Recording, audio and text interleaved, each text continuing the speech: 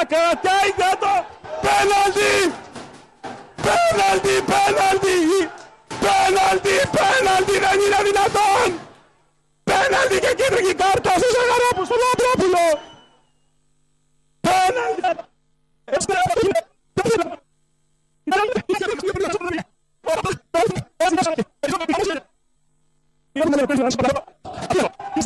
Και πέναλτι!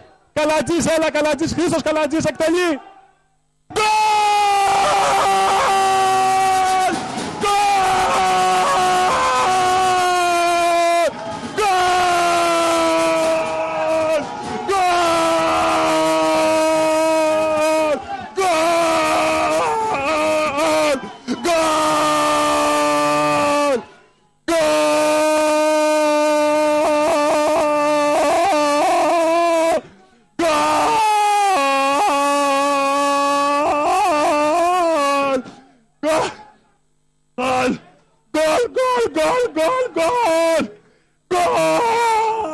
Για την Καλαμάτα, γκολ, γκολ, γκολ, γκολ, Καλατζής, γκολ!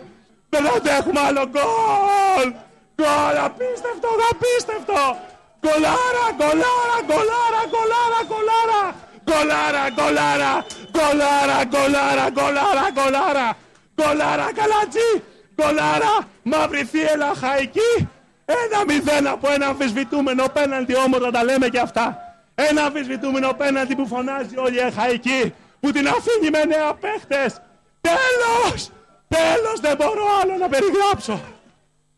Δεν αντέχω άλλο. Γκολ!